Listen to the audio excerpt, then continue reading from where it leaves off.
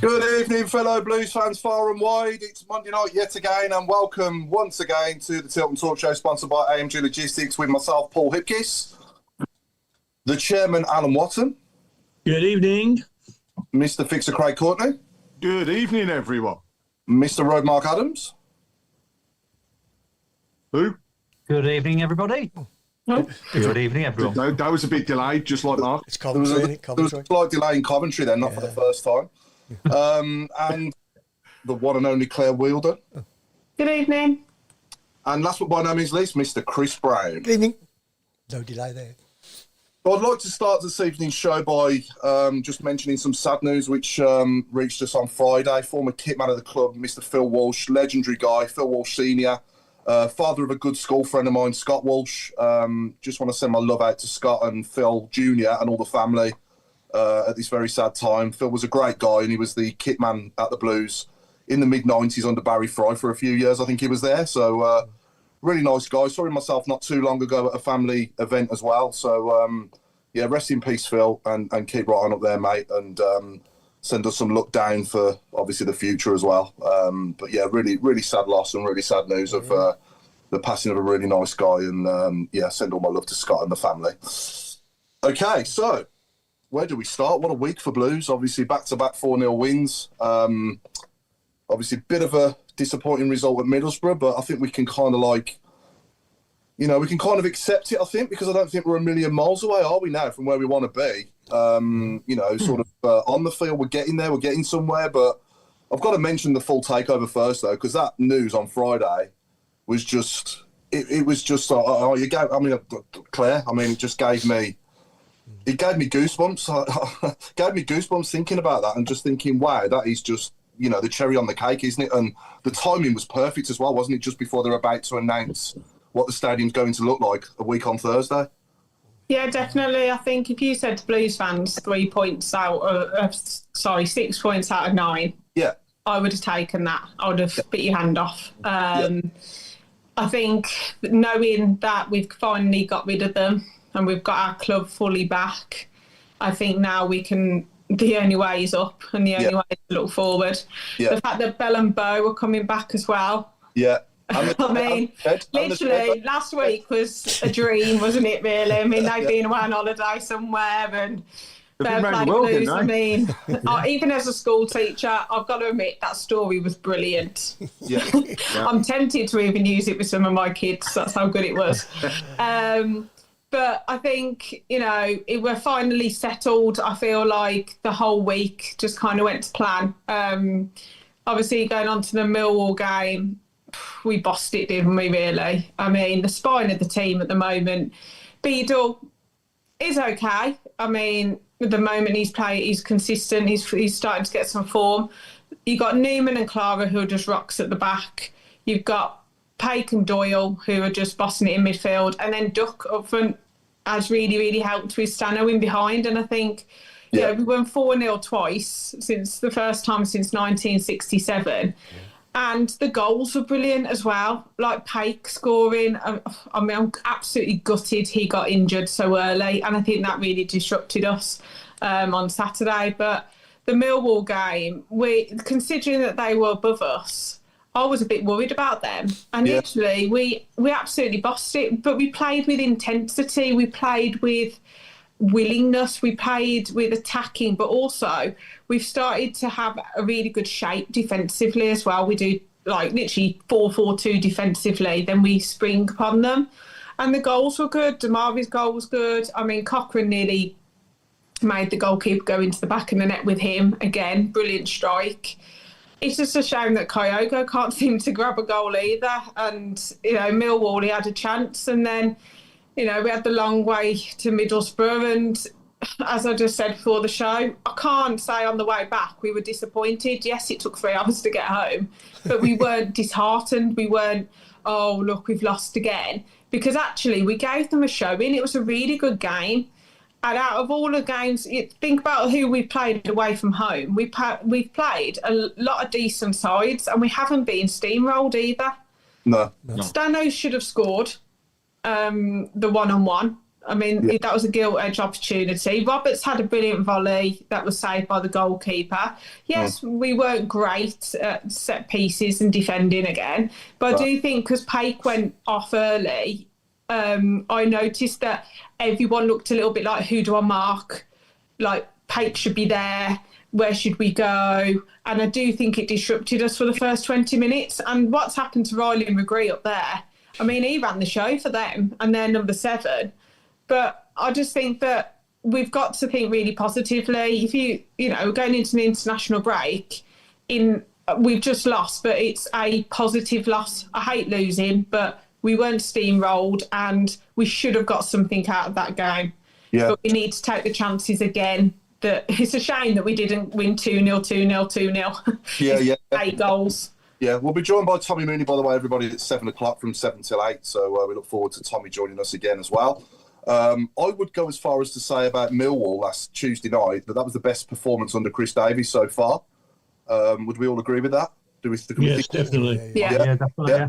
Yeah, I thought we were absolutely outstanding, and every single goal. I mean, especially Damari Gray's goal. I think it was a mistake by Wes Harding, wasn't it? And then just the way we punished him for that mistake and the link-up play and the one-touch stuff was just out of this world, wasn't it, Al? Sensational, yeah. If you think over the 2 games where we scored 8 goals, we probably made 20 clear-cut chances. Only getting 1 on Saturday meant we should have got... Well, we got plenty of good chances, but we still only hit the net once on Saturday. I think I've just about calmed down from my anger and frustration and whatever. Their winning goal. If I putted a ball at snooker like that, I'll be apologising to my opponent and saying, "I'll tell you what, I won't take that." It was you're on top. You're dominating the game. And Claire, I picked up Claire's comment about we're going to do this, and then they scored, and I said to her, "Well, I still think you're right. We're going to do this," but it just didn't happen, and it's so frustrating. Look at the 6 games that we've lost. I don't even count the Coventry one because we gave them 2 goals. We got a bloke sent off, and the other 5 we were as good, if not better, than the opposition on all occasions. With possibly Leicester was 50-50, but all the others, I mean. It's just so frustrating. We've got to stop doing it. We've got to be a bit more boring, to be honest. I mean, let's have some Preston North Ends. We score 1 goal and you don't get a look at our goal. That's what we've got to do, and it's not pretty, but remember the old saying, 1-0 to the Arsenal. They won about 5 championships doing that. Yeah, and that's what we've got to do. Yeah, I think, to be honest, the whole defeat at home as well, we had Robinson sent off again, didn't we? Yeah. So, without that happening again, we probably get something out of that game as well, don't we? But it's all hindsight now looking back. But I think for me, we've got so many key players, that we have to have on the pitch to do well. Paik being one of them, like I say, Claire. It affects the team when he goes off. I like Mark Leonard, he'd come on, and from what I saw of the game, I was too busy out dancing. I didn't see the game live. Went to word of mouth at the beach house in Solihull, but that's another story. And basically, for me, if Paik's not in the team, if Dutch isn't in the team, and Neumann as well now, for me, next to Clara, rather than Cashin or Robinson, then we're a different team altogether, aren't we, really, I think? And we've witnessed it anyway, haven't we? And another player as well is Tommy Doyle, isn't it, Craig? He's come into the team, Tommy Doyle, and he's made a massive difference. Yeah, we seem to have this... the spine that we've been looking for since the start of the season is for me finally there, and it's stable. They play well off each other. I look at all the goals that we've scored over those past 3 games, and they've all come from positions when we've broken the team down and knocked it forward, but not just knocking it forward. We've knocked it at pace, and we've attacked the players. I think. the easiest way to sum us up really has been that we are the perfect team when a team comes at us. So when we are attacked, we can hit people now on the counter, and we've got that ability to hit with pace, but have the clinical pass as well. And you know what? We're thriving on confidence. I mean, the weekend, I take that on the chin, because just to echo what Claire said, we as a team and as a performance didn't deserve to lose. And we lost to the flukiest of fluke goals. And do you know what? At some point or other, we will get one as well. So I take that one on the chin. But for the other two games, we were dominant. We were on top. We were front foot. We were powerful. And it does, I think, come down to the fact that Dutch gives us something extra. He gives us something for the other defenders to think about. And also, because of the way that he's playing, he creates the space then for others to come into. I mean, look at the Millwall game. Literally, what was it, 40 seconds on the clock, and we could have been one up. Yeah. And he just literally, he turned on a sixpence and bang. It was a good save. Millwall's goalkeeper, despite the result, kept them in it. It could have been 7, it could have been 8. So there's huge amounts of positives to take away. And we didn't get the look of the green on Saturday, but I don't mind, because we tried. If we'd have just gone down with a whimper, everybody I think would have been angry after the past 2 results. But actually, we tried. We were arguably a better team at points in that game as well. And I think I've seen a comment from a Middlesbrough fan which absolutely sums this up. He turned around and he said that we are the most attacking team that have gone there. We were pressuring them. We put them under pressure constantly, not just from a defensive position, but moving forwards. And he turned around and he went, playoffs. That team will be in the playoffs. And I just look at his. I snapped people's hands off to take 6 out of 9, especially the teams that we were playing against. And it's nice to come away and feel positive despite a loss. On the downside, it was a big loss to see Pate going off, and I hope that injury is not too serious and we see him back as soon as possible. But I will say, from what I saw, it didn't look pretty. Wouldn't surprise me if we haven't got either a dislocation or a break in some part of his arm or shoulder. It come down so heavy on that. But we, let's move forwards. Let's take the positives. And as a fan, Friday. How many people couldn't wipe a smile off their face on Friday when that news came out? It was just, it was incredible. And now I just look nothing but up. And like you say, a week on Thursday for 2 reasons. Us being in Leeds and Blues announcing what the stadium's going to be like. What better day could we ask for next Thursday? Oh no! Well, the cherry on the cake will be us obviously winning as well, won't it? Nice to come back with some silverware, wouldn't it? Yeah, definitely. But I think for me, I'm looking forward to Saturday week as well. The Norwich game, obviously the 150th anniversary of the club celebrations, and 2 days after the revealing of what the stadium's going to look like. Is it just the stadium that they're going to reveal, by the way, or the whole sports quarter? Do we know? I did the impression I got from the open house was that it was stadium announcements. Yeah, I thought so. I guess there will probably be something in and around the training suite and what to expect from the ladies' side of things. Yeah. But to me, the biggest announcement is that one that we were, what are we going to see in 5 years' time? Yeah. And that's it. I cannot wait to see, albeit an artist's impression, but I cannot wait to see it, because the excitement starts then. It happened at Spurs. It happened at Everton. Look at what's happened to both of those clubs since they've gone into new stadiums as well. They've had a bounce. There's another positive. There's more people there. Yeah. And that's what we've got to look forward to. But hopefully by that time, we're in the big league anyhow. I hope so. I don't want to be hanging around. I hope we're more like Everton in our new stadium rather than Tottenham, because they can't buy a win there at the moment, can they? But yeah, so Robe, your thoughts on, obviously I presume you was there last Tuesday night? Yeah, of course, yeah. So Millwall, I mean, I'd have took a draw before the game. I think you tick over nicely and get a draw. But like I say, the way we started and the way we finished, it could have been 7 or 8. One of these days it will be if we keep playing like that. Yeah. I think there's a different. We approach away games differently. There's a bit more grit, a bit more determination. I think. We mentioned before about it's like chalk and cheese compared to the games at Coventry and Leicester. Yeah, I mean, none of us like losing, like we've said before. But there's a change in mentality. There really is. And again, it goes back to there's nothing to be scared of in this league. There really isn't. We keep saying it, and we don't want to come across as fickle, but what is there to be scared of? Really, we can get a little run together. You can shoot up the table. The one thing I did notice is that I think Damari don't look fully fit. To me, it looks like he's not running fluid. He looks like he's carrying some sort of injury. I don't know if anybody else thinks that as well, but his hands. I certainly think he tires, definitely.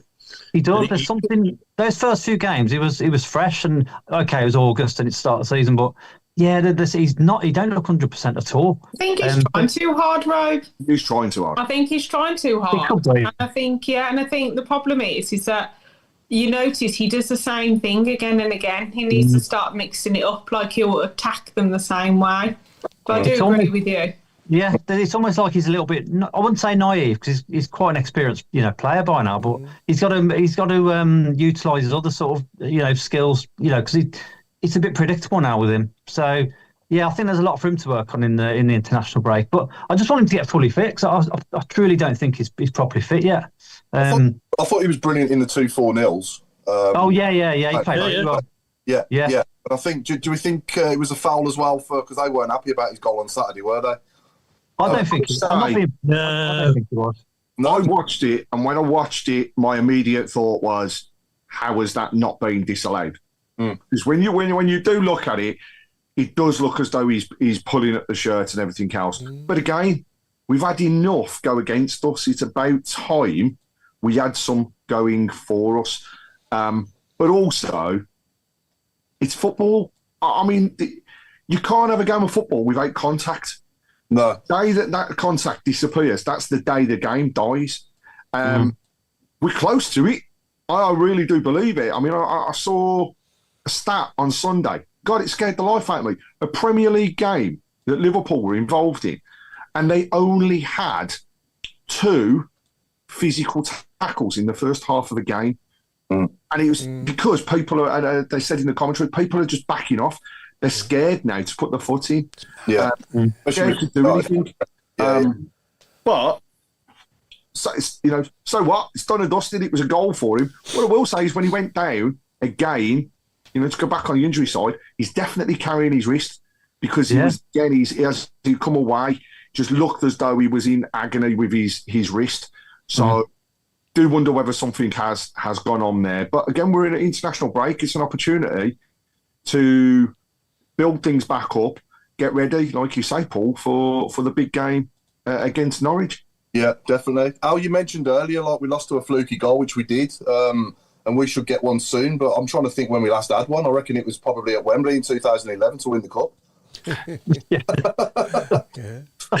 Well, Jude Bellingham's first goal for us was in enough, wasn't it? Oh, okay. Yeah. Yeah. But I tell you what, the foul on Paik was that was naughty.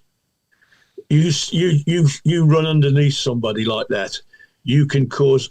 Well, he did. He caused a lot of damage, and in a lot of others, certainly basketball and rugby league and rugby union, if you do that to somebody, run underneath him and basically twist him over, you're gone. It's off. No ifs or buts. Yeah. And I will say that I had the benefit of 2 or 3 looks at it, and I was thinking that wasn't accidental. I won't say it was deliberate, but it certainly wasn't accidental. He got up above him, he bent over, and I mean the old centre halves in the old days used to do that. Centre forwards rather. So the centre halves used to go up behind him, they used to step underneath him, and the centre half used to go over the top. Now that was part of the game then, but it shouldn't be anymore. Yeah. Now, we've got a quiz coming up a bit later on with Tommy as well, just a general football quiz. And to warm us up, my daughter come out with a random question a few days ago. And I thought, that's a good question. I don't know. I could only think of a couple. But how many clubs can you name in all 4 English professional leagues that Blues have never played? Fleetwood. There you go. There's one. Fleetwood. That's one, yeah. And there's obviously other clubs that didn't exist. Obviously, we had when we were in the Championship, say 20 years ago or 25 years ago. You had Wimbledon, didn't you? But have we ever played AFC Wimbledon? Oh No. There's another one. no. We've yeah. I'm just the times we played Milton Keynes, because there was a time when they were at Milton Keynes, they still were called Wimbledon, but I don't think we played them then. We played Milton Keynes afterwards. We've played them as MK Dons, yeah, I remember. Yeah. But yeah, question to our viewers in general: how many clubs exist in the 4 English professional leagues that we've never played? So Fraser Higgins has said Morecambe. Morecambe's another. Okay. I know this because it's grounds I haven't been to. Yeah. How many of them? Fraser Higgins has said, sorry. Barrow. And that was, he's come up with that straight away. Barrow. Yeah. It's a good question, isn't it? It is, yeah.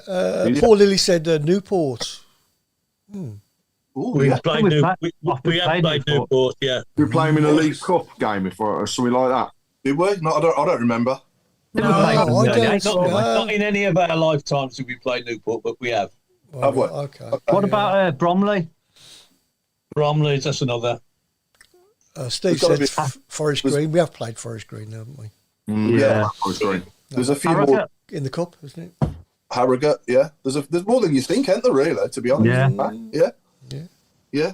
So let's try. Actually, I've got a question. It's a bit of a joke one, but can anyone anywhere find a picture of Tom Wagner with hair? Seriously, I was thought about work randomly the other day. There was no pictures of him with hair. If any of our viewers can find a picture what made of you Wagner think with of hair, that question, Robe? I mean, that would have been his question at the open house, wouldn't it? Yeah. Did you ever have hair? it's just baffling me. There's no pictures of him that exist. With, I want to see one. I want to see with Paul Lipkiss with hair as well. That'd be You want to see me with hair? Yeah, come on, Paul. It just wouldn't look good, would it? There's got to be one somewhere of him with hair. One of the other ones that's come through. Harrogate. Is that one of the teams we haven't played? Definitely, yeah. I have been to Harrogate, but I've not seen the Blues there. And Salford. I don't think we've played them. Salford. Yeah. Crikey, yeah. There's loads of them since that question, isn't it? Yeah, but it's got people thinking. Oh my God, look at that. How old was you then? 4? Yeah, probably. You started to lose it when you were 8. Yeah. He's only 12 now. What you want about? I just shaved it off and give in. As soon as I started to go there and there, that was it. It just came off. That's it. It's all gone. I can't. I started losing my hair when I was 15 or 16. I did, yeah. The old creases went back there. Robe stealing people's hair. That's why he's still got it. No, mine's going. To be fair, mine's a bit wispy. I used to have a quiff for a bit, like from about the age of 19 to 22, and then I just got rid of it. Got rid of it, yeah. I had curtains. I did. Did you? I looked a right twat. And there's the bleep machine. Yes, I know, yeah. The man who sets the rules about swearing swears. Sorry. Who would have thought, Rob talking about Wagner's, talking about our haircuts? I know. Yeah. I know. Gone off on a tangent there. Sorry. Yeah, absolutely. Sorry. But you can imagine what I look like anyway. I think you got a touch of Robin Williams. Okay. Tom Wagner had hair before Peacock Farrell's first match for us, said Don Kavanagh. Talking of Toms, I'm delighted to say, welcome on the show once again to the one and only Tommy Mooney, Mr. Blue Rising himself. Woo, woo, woo. Mate. Good evening, how are we doing? All right, You mate. all right, Tommy? I was just wondering if you're going to find a picture of me with hair as well. There is actually some on the internet of you with hair. I have seen, yes, yeah. Didn't recognise you, but I saw them. I bet people are looking there. Robe, I don't know whether you can see that, but there is Tom Wagner, and yes, he does, in that picture, have hair. Yeah. That counts. Yeah, he has got hair. It's really like fine, isn't it? Yeah. There's got to be. You mean like my hair, like long hair, like back in the 80s or something? Have we got onto this? Early 90s or something. Anyway, shall we move on? Let's get to your thoughts. Tommy, your thoughts, mate, on obviously we're just discussing the last week in general. Obviously, it's been a great week for the club, especially Friday when it was announced that Knighthead and Shelby companies have took one, over the whole club, and we can now finally shut the door on BSHL and move on altogether. And for me, it just felt as a fan, and I'm sure I can speak for all fans, it just felt like a lead weight lifted off our shoulders. Even though they weren't involved, it was kind of like, in your mind, you still know they're there, don't you? So it's good to be able to shut the door on them altogether, and now we can move forward. But yeah, just your thoughts on the on-field activities. I take it you saw the 3 games, did you? Portsmouth, Millwall and Middlesbrough? Yeah, I watched the Tuesday game. I was in Holland with Dukey filming for Blue Rising, so that show goes out tomorrow. I just got back in time. We landed about 7, so by the time I got home, I watched the game. Oh, brilliant. I actually said on the show the following day that I thought it was the best performance since Chris Davies arrived. Yeah. Obviously, I seen the goals against Pompey, and then I did core comms for the Middlesbrough game, which is a disappointment for many reasons. But I agree with Chris Davies in his post-match. I thought we were the better team. Yeah. Certainly, we played the best football. Definitely conceded a few mistakes, which allowed Middlesbrough to put the ball into our box. But for me, losing Paik in the opening minutes of the game was a massive blow, because particularly on the Tuesday evening, Paik and Doyle were outstanding. So that it throws it in the opening minutes of a game, and it does take a little while for the players, because you worked on your team and you're changing them in the first minute. Yeah. So it does, while Leonard came in and did what he does, you certainly missed what Paik does for the team in the middle of the pitch, because he's been one of the most consistent, first and foremost, but one of the strongest performers too. Yeah, no, definitely. I don't think we're far away now, are we, from, say, being I'm going to say top 8 team, potentially pushing for the playoffs. I don't think we're sort of getting somewhere now. Certainly since he's changed the team around a little bit and we put Neumann at the back, we've got Dux in there, and them two, for me in particular, give us that extra physical presence, don't they, as well? Because obviously they're bigger lads than what we had there before, but also they just give you, and they're stronger, aren't they, as well? And it's important to have that in the team, isn't it? Yeah, I think it's all around the pitch. I know we talk about having 2 players for every position, but the level of performance from the lads means that the team's been pretty stable. But it's about the relationships all over the pitch. It's, you talk about Neumann and Clara, but Paik and Doyle, or Iwata as it was. Yeah. And then your front 4, you can mix them around. Yeah. You've still got an incredibly good attacking threat. When you look at, I think you've got Jay Stansfield, Dimmy Gray and Christoph Clara that have played over 1,000 minutes already. So that shows you, when you look through the stats of the rest of the championship, there's not too many that have got 3 and 4 over 1,000 minutes. So yes, there's been changes, and I agree when you're talking about Dux. He brings another dimension. Yeah. You look at the goals in the Millwall game, the movement, the passing. Yeah. And the team ethic that they had was outstanding, and I think it's ticking over in the right direction. We're in a good spot. We had a great start to the season. Then you get a few dodgy performances and results, but it's the championship. Everybody can beat everybody else. Yeah. And, there's a lot being said about the international breaks. It has interrupted the season. They have interrupted the season. But when we come back, we've got 3 games against teams that are below us in the league. Yeah. So, you could be in the middle of next month, you could be in an even better position. Yeah, yeah. I mean, the usual Blues ways, we do well against good teams and not so well against the lesser teams. I mean, we've hammered Millwall at home 4-0 and we couldn't beat Sheffield Wednesday. Do you know what I mean? So it's sort of but it's difficult. The teams that are at the bottom that don't necessarily play football, they go a little bit more direct. It's difficult to deal with that style of football. When you've got 2 footballing teams, you could put our starting 11 against any other starting 11 in the division. Coventry are at the top of the league because they score so many goals and don't concede. Yeah. But they don't necessarily play better football than Chris Davies' style. Yeah. So I think there's an awful lot of positives on and off the pitch. I mean, you talk about Knighthead Group. Well, Tom Wagner's done everything he said he was going to do when he came into the football club. So I believe every word he says, and I think it looks fabulous for the future of the club. Yeah, I think for me as well, the one massive difference when you think back to what it was like before they took over is the match day experience, isn't it? You know, people are getting to St Andrews now at midday. You know what I mean? It's coming for a 3 o'clock kickoff. Before we'd be walking into the stadium at like 10 to 3. Do you know what I mean? And the revenue that they're making through that and making it such a much better environment for our fans has been massive, hasn't it? The vast majority of owners treat football clubs like a business. Yeah. And I don't think Knighthead view it any differently, but they put the supporters, the players, the club in front of the numbers to a certain extent. Yeah. And I agree with you. The difference between last season or the season before, certainly, I would get to the game to do co-coms at 1:45, 2 o'clock. There'd be nobody there. Yeah. Now it's packed. Yeah. And it is a match day experience as opposed to a match. Yeah. And I think that's solely down to Knighthead's vision for what they want to the football club, and also employing the right people in the right roles. Yeah.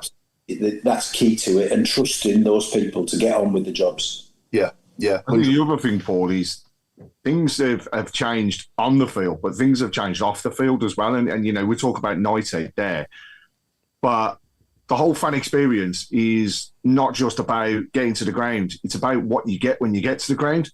And I know we had a discussion earlier on around things like the club shop is 1,000 times better. You know, you get in, you've got stock, you've got a churn that's happening all the time and new things. So it's costing us all a fortune. But do you know what? Great. The service is fantastic.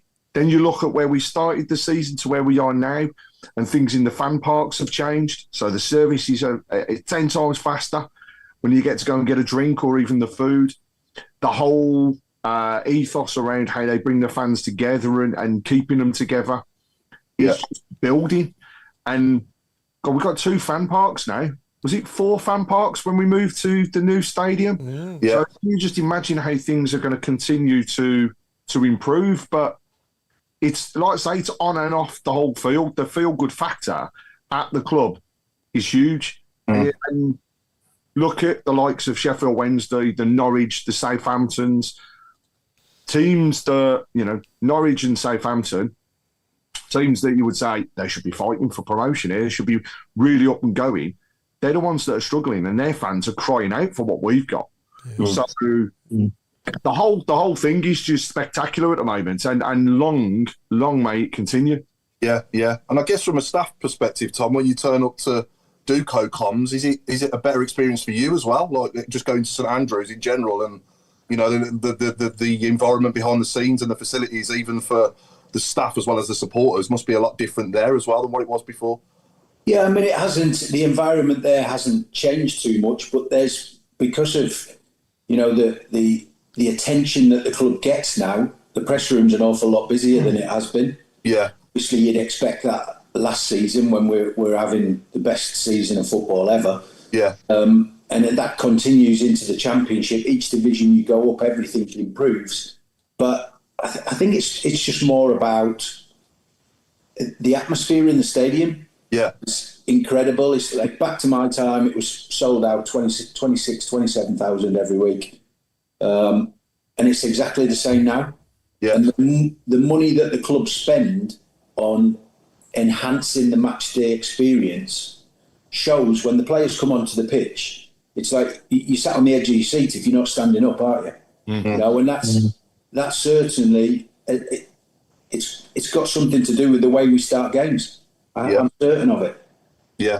Yeah. Even going back to your time now, that season you was with us in the promotion season, 2001, 2002. Any of these lads getting in that team? Today's team, do you think? Well, I don't think I'd get in this one. I don't believe you. The woods, yeah. Dukey and I had a conversation about what it'd be like for defenders to play against me and him together. But the movement and the pace in the attacking areas in this current team, I think, is excellent, and I enjoy watching it. I don't enjoy watching an awful lot of Premier League football, but the Championship I've always loved.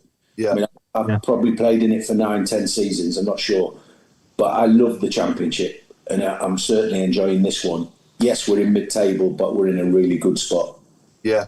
I mean, this team now, if you played the same formation in your team, you on the left, Brian Hughes behind Horse, and Devlin on the right as that front four is pretty good as well. We'd get a few goals. Put it that way. I'd play my usual 70 minutes, and then Stan Lazaridis would come on and take all the plaudits at the end. But as long as I've got a goal by then, I was happy to come on. Let's reminisce for a minute then. So that season, obviously, it was the season that Trevor obviously started the season, didn't he?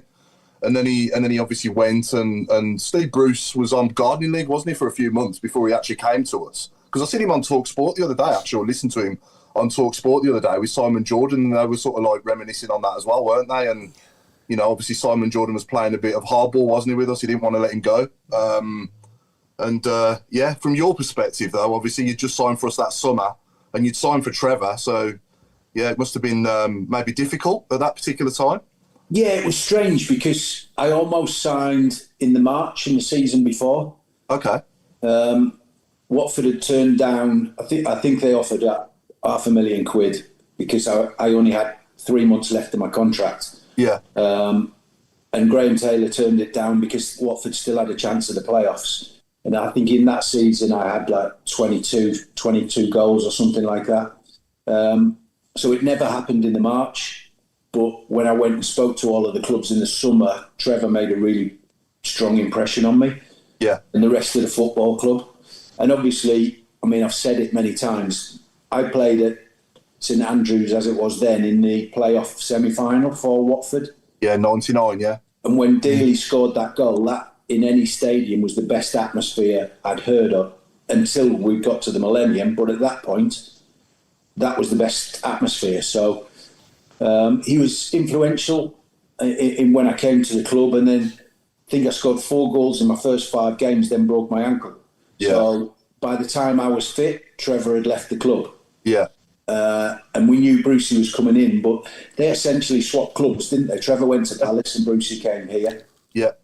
And it was a very different atmosphere when Brucey came in because he was very good at making the players feel part of it, whether they were in or out of the team. Very good at that. His man management was excellent. And when I signed for the football club, I was told that 2 or 3 other players would be coming in. That never transpired. There was just myself and Nico Vasson, the goalkeeper. Yeah. But when Brucey came in, he was given money to spend, and we brought probably 6 or 7 experienced players in. Yeah, yeah. Essentially, that's what got us over the line and promoted. Yeah, yeah. You had Stern, John, Jeff Kenner, Steve Vickers, Teberley. Curtis Fleming. Yeah, Jeff came back, didn't he? Jeff Kenner. Yeah. Yeah. Peter Atherton. Was he? Well, no, it was the season before, was it? No, he was earlier than that, yeah. Yeah. Okay, yeah, but no, that was a good, strong squad, wasn't it? With, like you say, of experience as well, and that was probably the cherry on the cake. And I think the Stern John signing was big for us as well, wasn't it, that season? Yeah, well, Stern came in and did ever so well, got some important goals, didn't he? Obviously, the playoff semi-final one. Yeah. Scored some good goals for us. And because he came in and Horst was in the team, the gaffer changed things slightly to get me in the team. So I ended up playing. It was almost in possession. It was a front 3. Out of possession, I went and covered the left-hand side of the pitch. Yeah, to make it a more basic 4-4-2. But that was out of possession. In possession, the 3 of us had a free role really, and it worked really well. We all scored goals. Did you enjoy that role as well, more so than playing as a 9, or did you prefer playing as an out-and-out 9? I preferred playing as a 9, but I also prefer starting games. So I was happy to play where Brucey told me to play, providing I was starting. And I was still scoring goals because, like you say, it was a front 3 in possession of the ball. Yeah. As long as there was balls coming in the box, and there were 3 of us that would go and attack it. And when you think back as well, we had the likes of AJ coming off the bench and Stan as well. I mean, you're talking 2 top players there, aren't you? as well. Yeah, we had it. By the time we got to the end of the season, I mean, we had a really good, strong run in, didn't we? I think we won 12 of the 13 last games to get into the playoffs, and we've seen it so many times. I did it with Watford. The team that finishes in 6th with momentum is the team that everybody fancies. Yeah. Alan, some of your memories of Tommy that season? I congratulate him on his commentary on Saturday. Especially when you said, I'd like to be on there playing against these two mugs at the back. I really... Did I phrase it like that? I'm not sure I phrased it like that. Quite like that, but that's what you meant. That is what I meant. You're absolutely right. Very professional. Just Alan. I remember sort of every game in that season, mainly because I've watched it on a video 50 times at least. But the fact that you had your 3 goal scorers up front, and you had Marcello to them 3. Oh yeah, as well, yeah. And even at the start of the season, we had Peter Unlove. He left us halfway through that. Yeah, but we never. That was something that was really good about that team. I can't remember us getting a nil against anybody. It was, you went and you got entertained as well. Yeah. As for Tommy, I remember your hat trick Against Norwich. Against Norwich, yeah.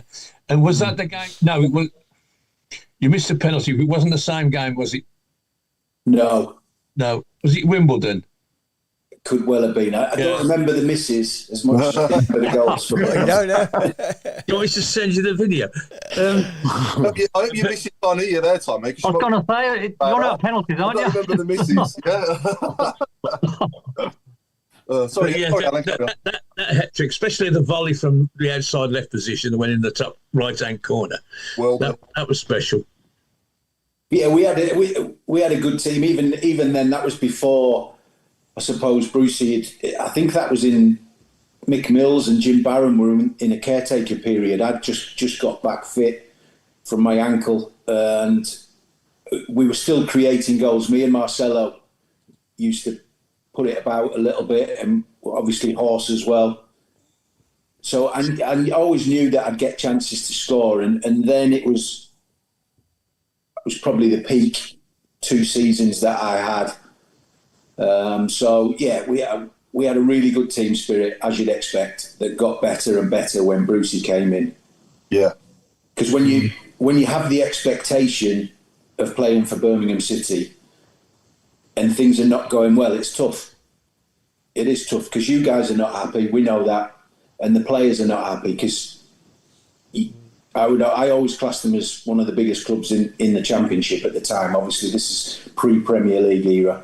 Yeah, and you have to be ready. You have to play, and you have to do what's expected of you. And for the most part, with the exception of the early stages, we did that. Yeah. And bringing it on to current times, obviously, we've signed Kyogo in the summer, and obviously, big signing. We're all excited, and he just needs that first league goal, doesn't he? And as a striker yourself, obviously, did you ever go through a spell like that yourself? And it must be hard to put that shirt on and go out there when it's just not happening for you. Yeah, I feel for him because he's a player. He's definitely a player. You don't have the stats and career that he's had if you're not a good player. Yeah, you can see that he is. He's got everything about his game. I remember I was doing co-coms. I can't remember who it was against, but his first game where he's bumped the centre half and tried to lob the keeper from 25 yards. Yeah. Not a thought of controlling it and giving it to somebody else. And I thought the goal was disallowed because of a foul, which was Ipswich. Ipswich, yeah. It was the first game of the season, wasn't it? First one, yeah. And you just see that desire to score goals, and he's been so unfortunate, and it must be so tough mentally. Fortunately, I never had to deal with that, and at every club I scored quite early, so I don't know what he's experiencing. But I went on droughts where you're not scoring, and if you come into the club as a goal scorer, it's tough mentally. So I hope that gets put to bed soon and the goals start to flow because the boy can finish. I really hope for his sake as well he gets it at St Andrews as well, because that'll just be, yeah. The roof will come off. Yeah, I've never known, I don't think a player with us that's got so much love but hasn't actually hit the ground running yet. And you know, that last game was just showing you could see the frustration in him. You know, the way he had his shirt over his head, the way he was almost telling himself off. But the fans were loving it. Yeah. Because it's going to happen. And you're right, Mark. When that goal comes, the roof's going off. It's everybody knows that, again, I think when he gets one, he'll go on a run. And I think, you know, could be a difference in the second half of the season as well. You know, he might get to a tipping point of halfway through the season and then he has a nice little run. It'd be beautiful. You can even go back to some of the greatest players ever. I mean, Dennis Bergkamp, I remember when he signed for Arsenal, it took him ages to get his first goal, you know. You know, Shearer went a year without scoring for England. They were talking about him not playing in Euro 96, if you remember. Well, do you remember John Aldridge, Paul?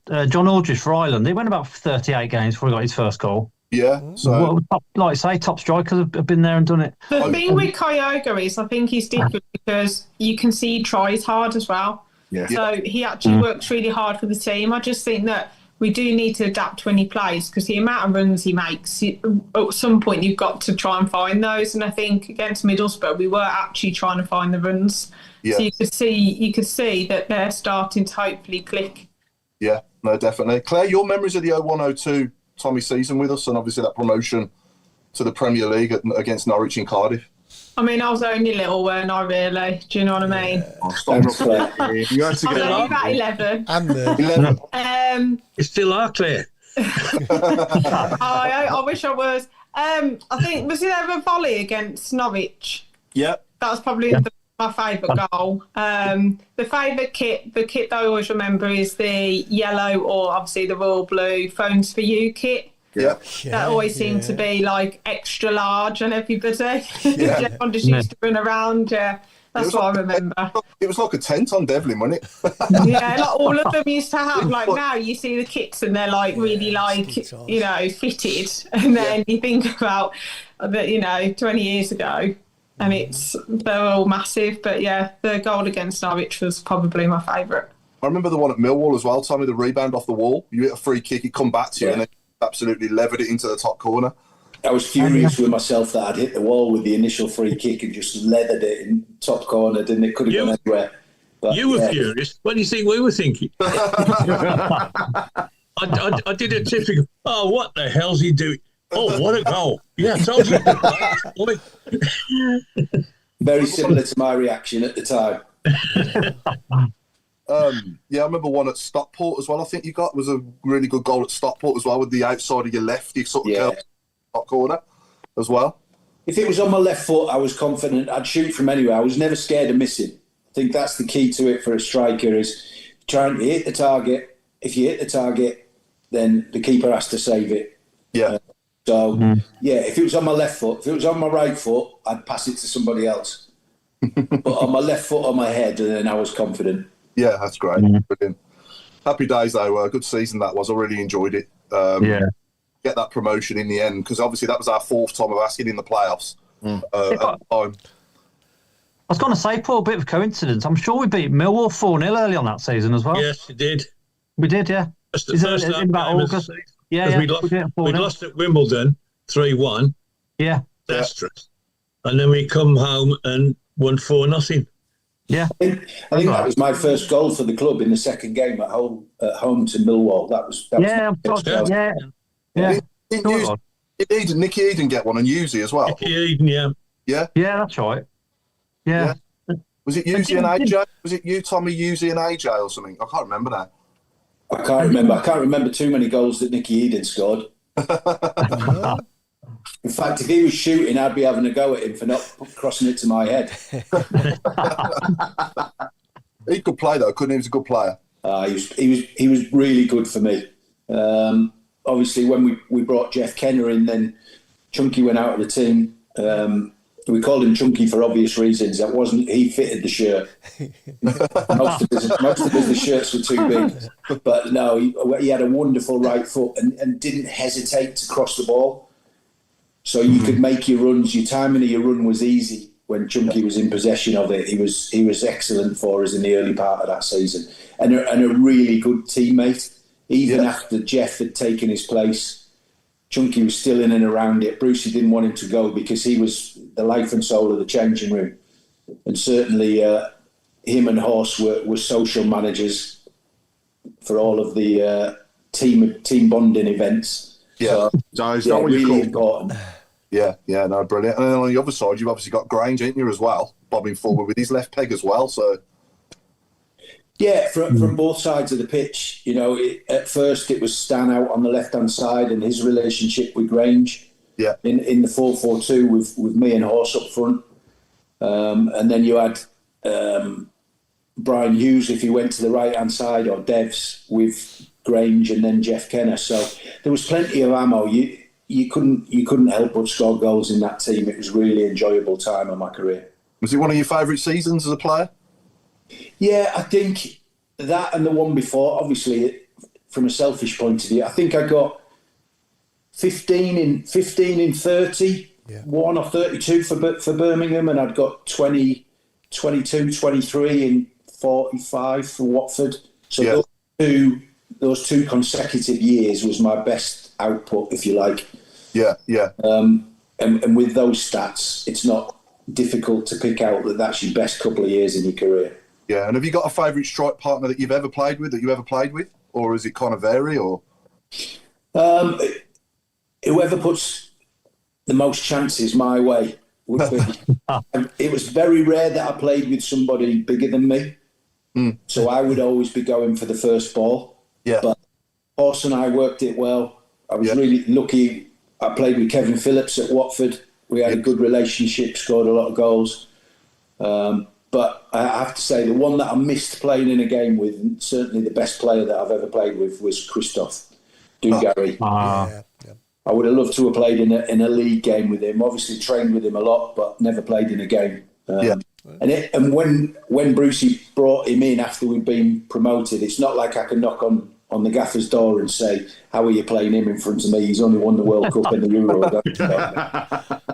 Don't worry. I'm a realistic footballer. I'll go back to the Championship where it's easy for me. We got any good questions on the shout boxes for Tommy coming in? Going back to players who never scored for a long time. Sure, Michael says Shearer went 2 years without scoring for England. Was it 2 years? That can't be right, surely. That's only 12 games. Yeah. Well, yeah, 12 games though. But it's 2 years nonetheless. Yeah, it's still 2 years, isn't it? Yeah. Wow. Yeah. And then he certainly made up for it in Euro 96, didn't he? He was top goal scorer. So persistence usually pays off, doesn't it, if you stick with them and just get them to believe in themselves and keep throwing them out there, and eventually it will happen. How could any manager of any team say to Alan Shearer, I'm leaving you out? Yeah. First of all, you'd have to say it from the next room. You just couldn't do it, could you? I mean, if you'd gone 3 years, you couldn't possibly leave it. If he's in your squad, you've got to put him in. When you think back to then, you got Les Ferdinand, Robbie Fowler, Andy Cole, all these strikers that weren't playing for England very much because of obviously Shearer and Sheringham, etc. But Shearer was the best though. He was, wasn't he? Yeah. Pete Taylor says, love Tommy on the Blue Rising episodes. Genuinely good programme. Fraser says, Tommy, that volley against Norwich is one of the best goals I've ever seen at stands. From Fraser. Yeah. It was a good one. Yeah, brilliant. Yeah, talk to us about Blue Rising then, Tommy. How did that come about? Obviously, for you to be involved in that, do you have to apply, or did you just get approached, or what? How does it come about? No, we started it at the end of last season. From Wembley onwards. Wembley was the debut show on Blues Plus. Yeah. And we did a show for each and every one of the match days. Yeah. After that. And I'd worked on something similar at Watford a few years ago. Yeah.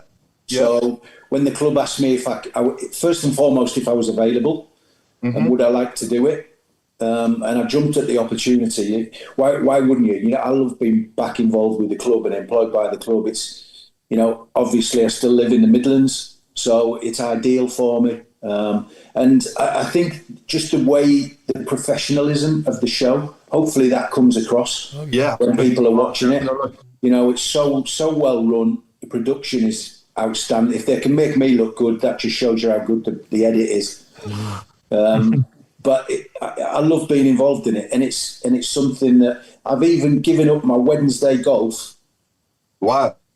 To be involved in the show and plan for the show that goes out on a Thursday. So that you do a lot of golf in it though, Tommy. Come on. Like, so that's a bonus. Every time I watch it, there's golf involved. that is a bonus because I do work for the golf ops team at the Warwickshire, and a lot of the lads like a game of golf. So we've had Tom Huddleston was the first one to come up there, and we played a few games of golf. If I can mix the show and golf, it's the best day that could ever be for me. Perfect. So when Jay Stansfield and Taylor come up there as well, it was really good, and hopefully there'll be a few more for you guys to see, because I think it's nice to see the players away from their working environment. Oh yeah. Mm-hmm. And sometimes you get a little bit more out of the players. You know, I had to tip my hat off to Jay Stansfield, being as honest as he was, talking about how he struggled at times last season with the pressure of being the Category A signing that he is. Yeah, and the pressure of playing for Birmingham City on its own. Yeah. So yeah, certainly. Again, Knighthead have come in and given departments a budget to put some professional things together, whether that's on the pitch, off the pitch, and the media team is growing by the day. So hopefully you guys get to see more of the players in and around the football club, but also away from that. Yeah. Now, when you did something similar at Watford, am I right in saying you was with Emma Saunders then, who's now on Sky Sports? Yeah, absolutely. Yeah. Emma and we did the show every week for just over a year. Yeah. And off the back of that, Emma got a Sky contract and I got the Blues job. So it's win-win. Yeah, and I do think that the lady who presents, is it Ella? Sorry, Ellie. Ellen Ellard. Yeah. Right, yeah, she's fantastic. She did the open house.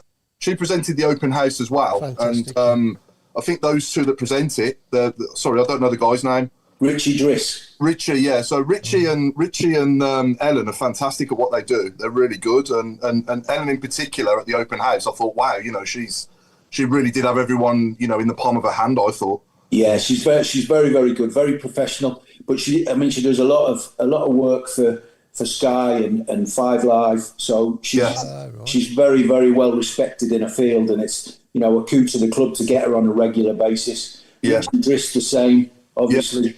Yeah.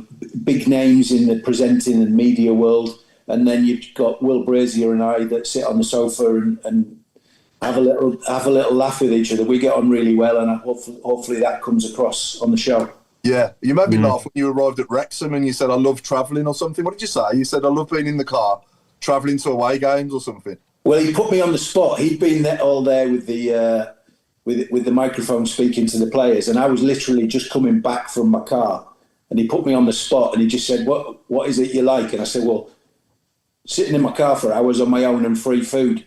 I thought they'll never use it.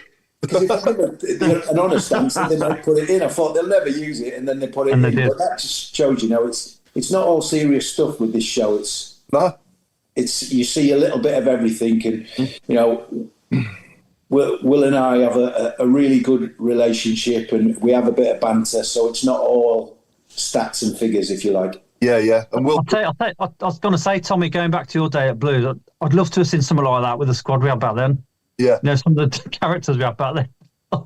Yeah, I'm not sure how much of it you could have put live on air. To be fair, we did some of our little Tuesday club sessions after training, where we might go for a pint or two. Yeah, they would have been really good viewing, I'm sure. Yeah, I'd have been all over that. I'd have been watching. Yeah.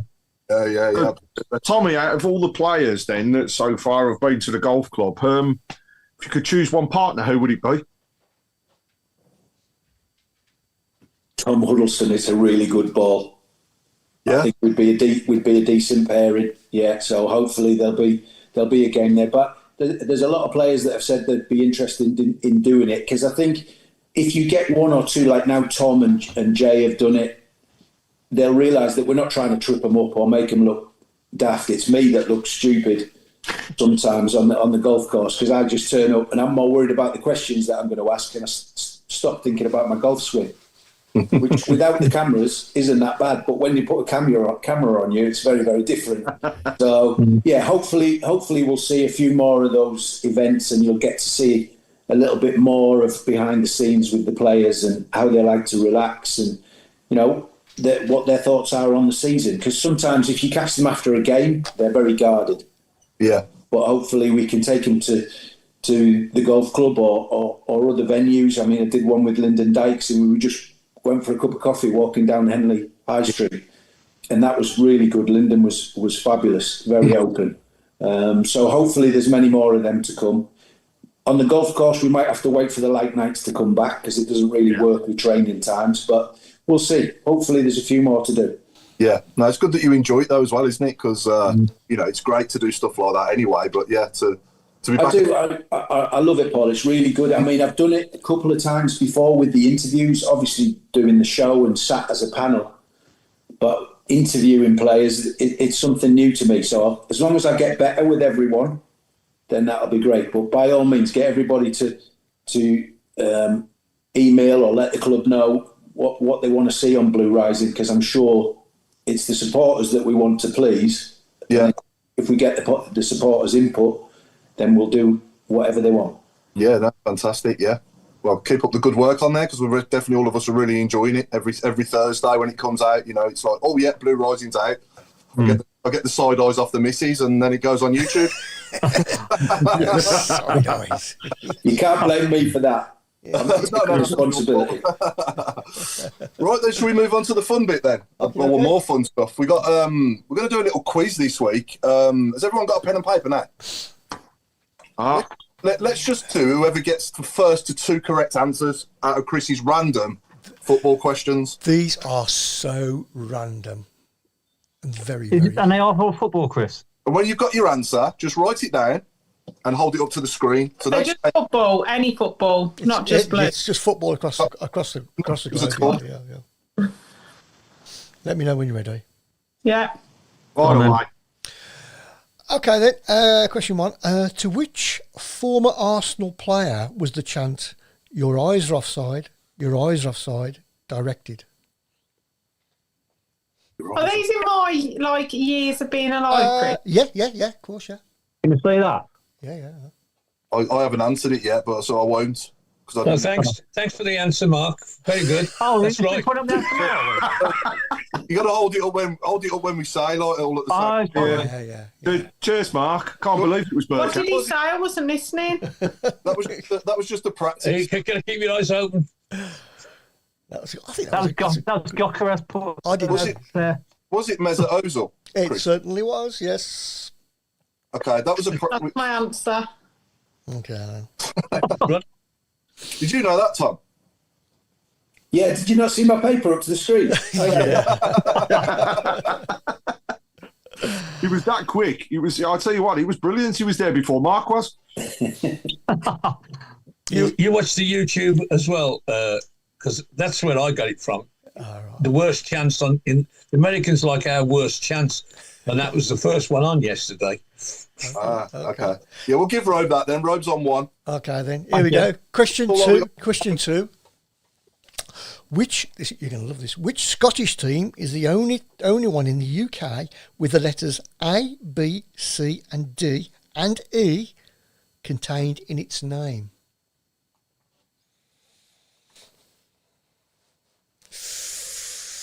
Did you say C? Yep. A, B, C, D, and E.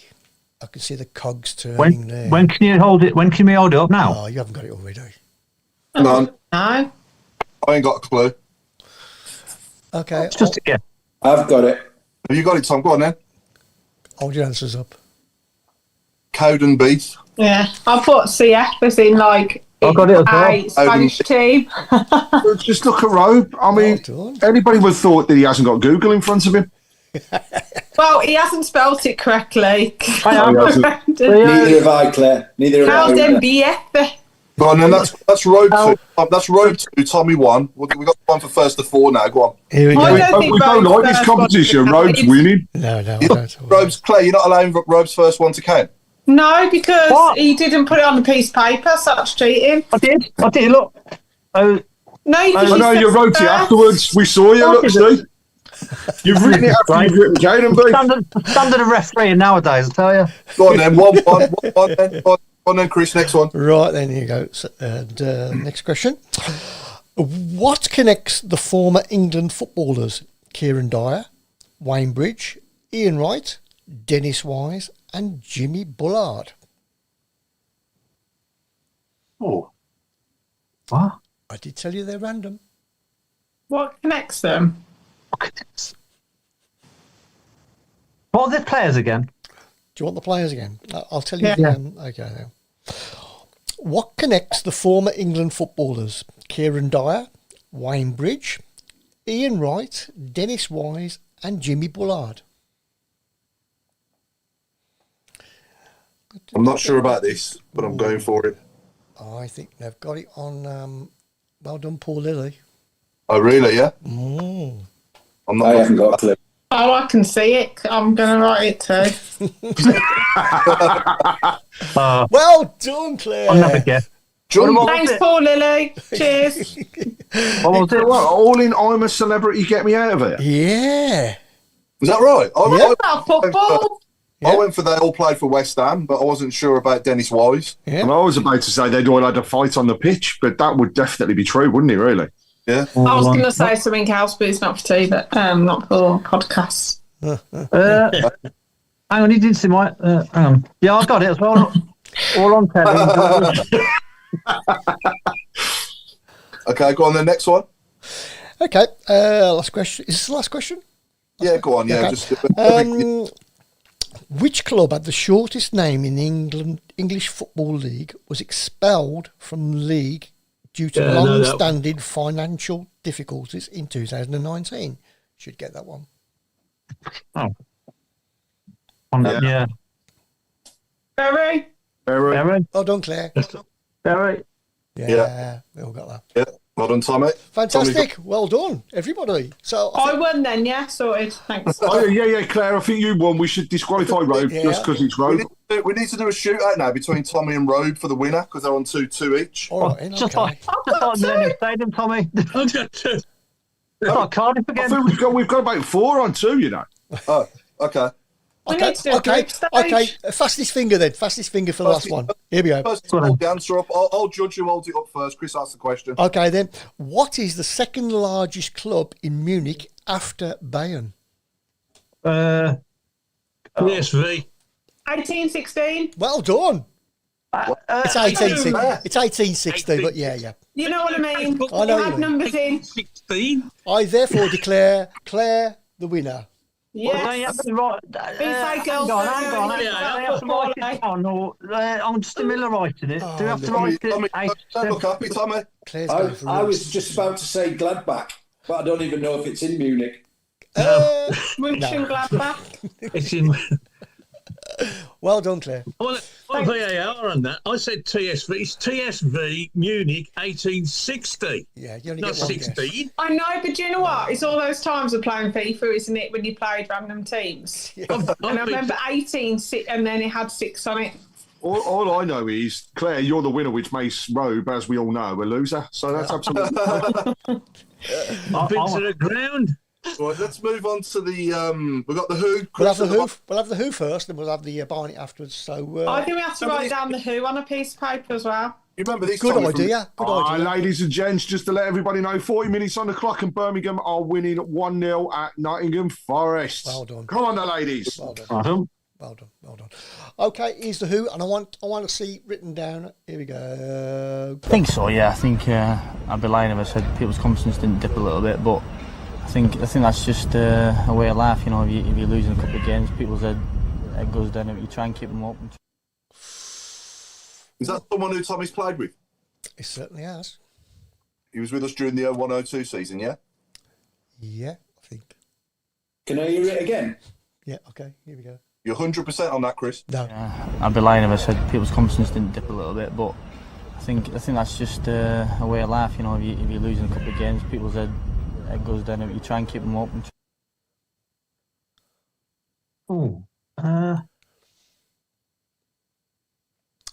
It's him. It's him younger. He's a bit younger than when he was at Blues. I can't tell if you're Scottish or not. No, he's definitely not Scottish. No. He's northern, and he's like yours. I think it's Lancashire, isn't it? I think Lancashire. yeah, it is. Yeah, sounds it. Definitely up north somewhere. Yeah. Ooh, Has he played in the top flight? Yeah, he played for Blues. In the Prem? Oh yeah, he was there, wasn't he? Yeah. So he was with us the season Tommy was with us when we got promoted, and then he went on to play for us in the Prem that following season when you were still there for a bit, weren't you, Tommy, in the Prem? Yeah. I'm pretty sure he was a guest. I think he's been a guest. Have we mentioned him this evening? No. Oh, is it? Do you have to hold our answer up? Yeah, go on then. Go on then, Rogue. Let's see if you got it right. Damien Johnson. No. No. No, because he hasn't been a guest. No. And he never gave an interview, did he? One thing. I spoke to him once. For those people that are asking, by the way, it was Beatrice Sari that scored the goal, and it's an absolute screamer. Nice. I think he came from Sheffield Wednesday. Is it Graham Hyde? No. Oh, I'm pretty sure he came from Wednesday before us. Peter Graham Hyde did. Peter Atherton? No. Do you want it again? Here you go. I think I'd be lying if I said people's confidence didn't dip a little bit, but I think that's just a way of life. You know, if you're losing a couple of games, people's head goes down. You try and keep them up. Oh yeah. He played. He was at Blues from 2000 to 2002. He came from Sheffield Wednesday previous season. Oh, there we go. Dom Kavanagh is this week's winner. Well done, Dom. Danny. I know what he means. Danny Son. Danny Sonner. Sonner. Oh, come on, Robe. Robe, how did you not get that? You're his love child. I did play with Danny. Yeah, I did play with him. I've never heard him speak as soft as that, or without a swear word and sentence. I think he was about 12 when he did that. Funny guy, ain't he, Danny Sonner? I met him myself. Like, yeah, he's funny. That's some funny. Yeah, he was a good player. He was a good player as well, wasn't he? Oh yeah. So coming up on your screens now, this is a very blurry picture. They don't play for Barnet, but here's the Barnet. Can someone hold this up for Tommy? Yeah. Ooh. I can't see it. Bit scruffy, isn't it? Bit scruffy, but it's quite smart. Quite a smart bloke. I can just see Paul. Yeah, that's not him. And he was a guest as well. He has been a guest a couple of times, I think. Too far away, Claire. I'm waiting for it to come on. It's not on yet. Oh, that's probably why I can't see it then. Such a lag on Facebook. It's ridiculous. Yeah. No, it's not Jude Bellingham. It's not Played with Tommy again. Yes, I think yeah, he did. He did play for Tommy. With Tommy, yeah. Is it Marcelo? No, not Marcelo. I can't see it. It's still waiting. It's still saying about Danny Sonner. Oh, my dog's played up now. Hang on. You got it. See that, Tom? Yeah. Oh, there you go. Dennis has got it right. It is, of course, Jerry Gill. Here we go. There we go. Jerry Gill. I'll give you the big picture just so you believe me.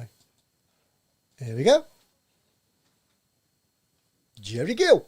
I think it's Jerry Gill. It's just come on mine. Oh, for God's sake. Is your name Robe as well? Because he cheats. No. Jerry Gill. There you go. And that's all the fun bits. Yeah, no worries. Another good player, wasn't he, Jerry Gill, Tom? Liked him. Yeah, I mean, he struggled to get in the team with Nicky Eden and then obviously Jeff coming in, but I think he probably played a handful of times. Yeah. In that promotion season. Yeah. But yeah, would come in every day and train hard. Gilly got a lot of stick. Yeah. I don't know how many games he played, but obviously with Chunky and Jeff, difficult for him to get into the team. Yeah. He went off to Cheltenham and played there for a long, long time, so had a decent career. Yeah, definitely, yeah. And must have been a good personality to have around the place as well, because he's a good guy, and he's got... Yeah. Perhaps too nice at times. Okay. Particularly when you're going for a promotion. The dressing room can be vicious. Yeah. So he took a bit of stick, Gilly, but yeah, he's a nice guy. Tell us any stories, any funny stories from back then, like that you can say live on air.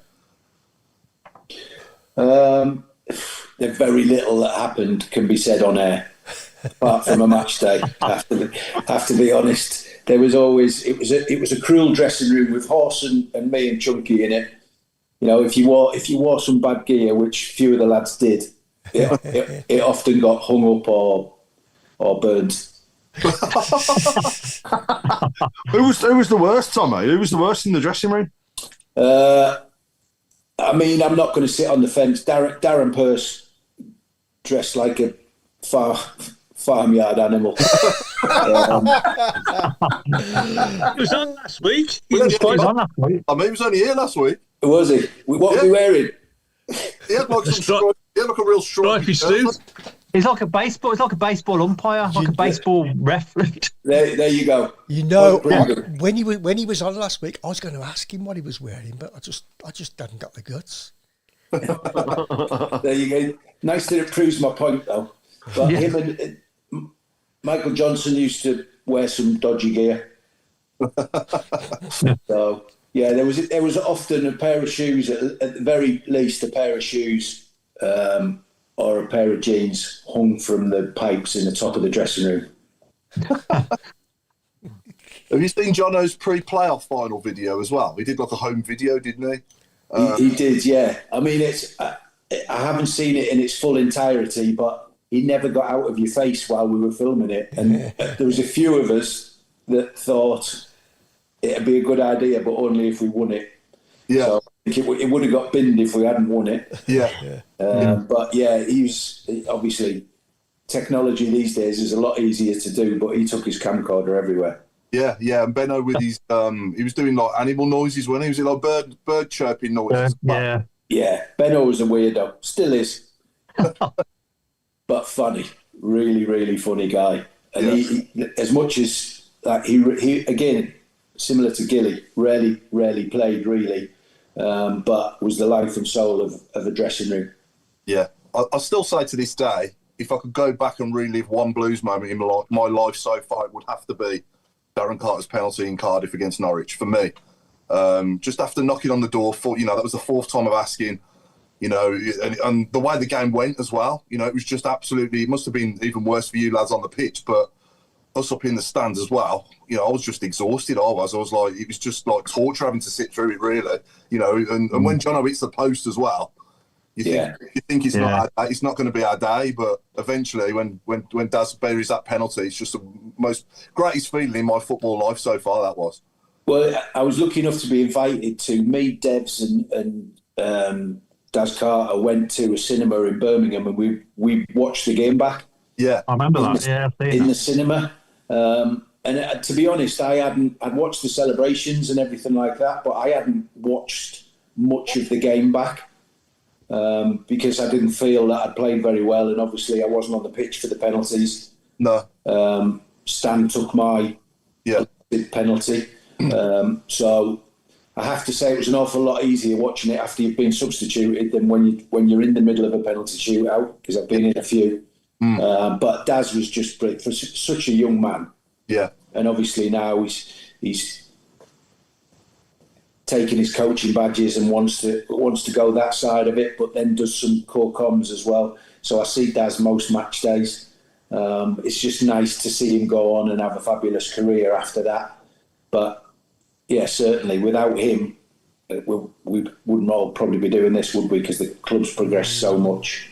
Yeah. Since we initially got that first promotion. Yeah, and let's not forget Horse's equaliser as well. Obviously, that was just as important, wasn't it? Otherwise, we wouldn't have got to that stage. Yeah, and I mean, Horse he missed 200 chances throughout the season as well. We could have got automatic if he could finish. So, yeah, and then we had so many chances. I didn't realise. In fact, we didn't. We discussed it while we were filming the show. The amount of chances that we did have. Yeah, you almost forget them. Stern goes through on a one-on-one and then tries to finish with the outside of his right foot. That, by the way, he did that every day in training at least twice. Yeah. So you'd expect him to score there. But we had some. It's a playoff final with the best atmosphere that I've been involved in. I've never watched a game with a better atmosphere than that. Yeah. Just a fabulous day. Yeah, the roof was closed, wasn't it, as well, which probably added to the atmosphere. Would have added. Boiling hot, wasn't it? It's like being in Brazil. Yeah.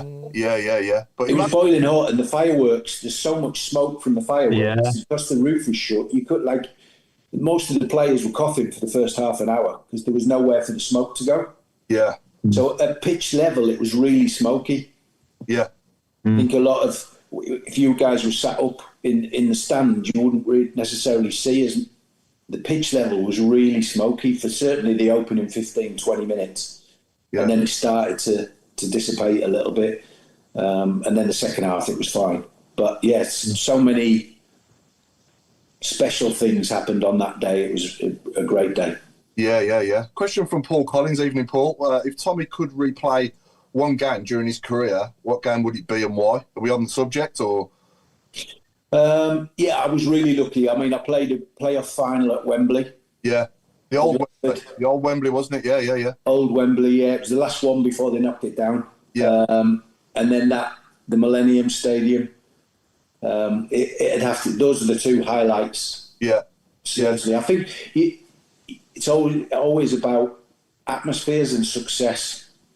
When you look back on your career, I think if you ask any ex-player, you look back on the things where you've won things. So those two games, the season before, I won promotion from League One. We won the championship for League One on the last day at Fulham. Oh wow! I'd love to have one of those 3 days back. Yeah, I bet. But imagine being on co-coms in May, and a similar thing happens to what happened at the Millennium Stadium with Darren Carter's penalty. But this time it's probably, I don't know, Paik Sung-ho stepping up. And he throws it in the top corner just the same. Imagine yourself on co-coms when that happens. Oh yeah, it's difficult. There's a few times last season when we were playing so well and getting big results. That might be the writing on the wall for Kyogo. You never know. I hope he scores. Oh no, I'm certain he'll score before then. But he could become a folk hero, couldn't he? Absolutely, yeah. Why not? Yeah. Tommy, you've played under some truly fantastic managers as well. Who do you think across your career would actually have been the best? And I know Graham Taylor without fail is going to be in and around that. Oh no, he's there. He's the top. He's in a man. I had 18 months, 2 years with him at Aston Villa when I was a kid, where he didn't speak to me. And then I had 6 years with him at Watford because I was a first team player when he went back to Watford. So I've worked with him for 8 years, if you like. And the reason he never spoke to me at Villa, because I was a youth team player, not a first team player, but I was scared to death of him. And at Watford, I'd earned my stripes a little bit. He was a tactical genius. He got slated for international football, but he was just so ahead of his time. At the same time as Wenger came in, both of them two were tactical geniuses for me. The way that they brought the game forward. I mean, we had statistics before statistics were even talked of in football. I knew that I had to hit the target between 8 and 11 times to earn a goal, statistically, and that was in the mid-90s. So those statistics, I don't know factually, but I would imagine it's not far off exactly the same now. Every 8 to 10 chances that you hit the target, you earn 1 goal. Obviously, in the top flight, it's a lot harsher than that, but in the Championship, certainly. But yeah, I was really lucky. Some really good managers, obviously. Man management, Steve Bruce is up there. just the way that he brings a dressing room together. And bear in mind, this is a manager that I fell out with when I was leaving Birmingham. But over the years, we've become friendly and worked together again. So, those. Whenever I'm asked that question, those two would be the first two names that I would say. Mm-hmm. Excellent. I was going to say, Tommy, is there anything you regret from your career? If you could, is there a game you regret or anything at all you regretted? No, there's not. Nothing. I rinsed for my ability to have the career that I had. I rinsed every drop out of it. I gave of my best every game, and I worked harder than most. And I think the harder you work, the luckier you get. I was really fortunate. I worked on my finishing tirelessly, and to end up with, just a scrawny little kid from Teesside, to end up with over 700 games and over 200 goals, I wouldn't change a thing. I might have made a few different decisions on going to clubs or choosing clubs later on after I left Birmingham. But the biggest decision I ever had to make from club's point of view was it was a toss-up between Birmingham and Everton when I signed. Okay. Everton were in the Premier League, but I knew that I'd just had a great season at Watford in the Championship, and I had a taste of promotion, and I chose Birmingham because I knew the Premier League was too much for me. I wasn't a Premier League player, but I was one of the better strikers in the Championship, so I chose Birmingham. And Birmingham offered me more money, so that helps. Yeah. Just tip the balance, wasn't it? Yeah. Everyone going to St Andrews Friday night. Enjoy the game, including myself, obviously, as well, to watch England under-21s take on the Republic of Ireland under-21s. You there, Tommy? No, I'm not going, but I have done an interview with Lee Carsley that you can catch on Blue Rising, so have a look at that. That's really good. Okay. Oh, that'd be good. So, Yeah. Good stuff. Excellent. I would have liked to have seen Lee given the job permanently with the seniors. To be honest, he did okay, didn't he, when he did the interim role? He did brilliant. But he's very much. We're very similar characters. He knows what he wants to do, and he sticks with it. But he talks so highly of. Obviously, he's a local lad, and Blues are his team, and he goes into a little bit of detail with that. So should come across really well. I think you'll like it. Look forward to that. Excellent. Can we get any more quick questions in? Any more for Tommy before we wrap? Just a quick one. Tommy, who do you support? Who's your team? I support whoever's paying me the most. No, the honest answer is I always, since I retired, I've looked for Watford and Birmingham results. Yeah. But now my son plays for Accrington Stanley. He's injured now with a long-term injury, but they were the team that I looked for. So always Blues, Watford and Accrington. All right. And a very, very quick one. Who was your most difficult opponent? That's a toss-up. Bearing in mind the era that I played in. I played against Sol Campbell and Rio Ferdinand. So it was that era, and it'd have to be one of those two for different reasons. Sol Campbell, so quick and so strong. Rio, so clever. There was normally, when you played in the Championship, a centre-back had a weakness, and you had to plan how you beat him because of his weakness. Because I never had an awful lot of pace. I wasn't 6'4", so you had to be clever about how you played against opposition like that. But with those two in particular, they didn't have a weakness. I couldn't out-talk them. I couldn't out-strength them. I couldn't outrun them. So my runs had to be perfectly timed, and my teammates had to give me the ball at the perfect time for me to take part in the game. So that's an easy answer for me. One of those two is they're the best two centre-backs that I've ever played against. Yeah, that's a wrap. That's a wrap, Paul. Dread to think what they'd be worth now. I wish your son a speedy recovery, by the way. He's had a similar injury to what Lee Buchanan had, hasn't he? I remember you saying on Blue Rising.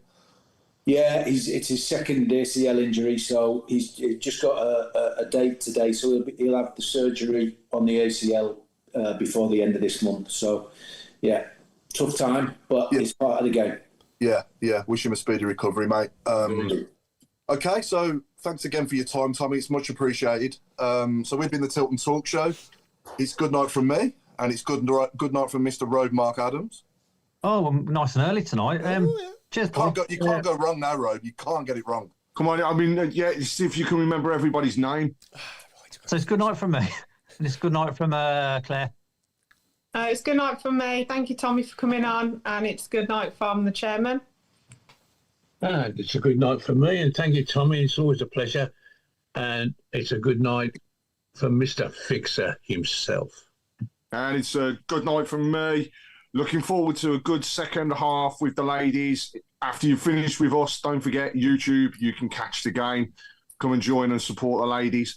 And thank you, Tommy, for joining us. I'm going to hand over to the man with the buttons, the microphone, and the fancy camera that's been following him everywhere, Chris Brown. It's a good night from me. I'm sorry we couldn't get everybody's questions in. We just ran out of time, I'm afraid. And it's a good night from Tommy. Over to you. Thank you very much for inviting me. Really appreciated it. Nice to talk about old times. Carry on the good work. Fantastic. Cheers, Tommy. Cheers, Tommy. Cheers, Tom. Thank you very much. And that's about it. I enjoyed that. Yeah, you got to shoot. Good You got to go. Yeah. Thanks, Paul. Speak to you soon. Cheers, mate. Cheers. Bye, Tommy. Thanks, everyone. See you soon. Bye-bye. Bye. Good night a bit. Rob, you still We've got check the it, Rob. predictions for the next game. Quickly. We'll be back before then, won't we? We're not back next Monday. No, international. Oh, let's just do a special. 1-0. Norwich 2-1, 150 years. I'm going 2-0 Blues against Norwich and look out for the programme. I'm going to say 3-0. We don't care what you say. 3-0 for 150 years. What are you saying, Paul? 4-0. Chairman? 3. Yeah. Now. 3-0, yeah. You see my bet on Saturday? I said things happen in threes. That went wrong, didn't it? Did you stick There'll 3 be 3 fingers home up there games for in a you? row. Yeah. I've got to watch the Yeah, well. I've got to watch the outro now to see all my bad spelling. Oh yeah. What a prat. What are you doing? Only got one job. Oh dear. Any more clubs we have never played? If I I'm could gonna think sack of- myself. And we are What about Salford City? off. No, we haven't played them. There you go. There's another one. I'm trying to think of the teams that come into the league last year. Bromley.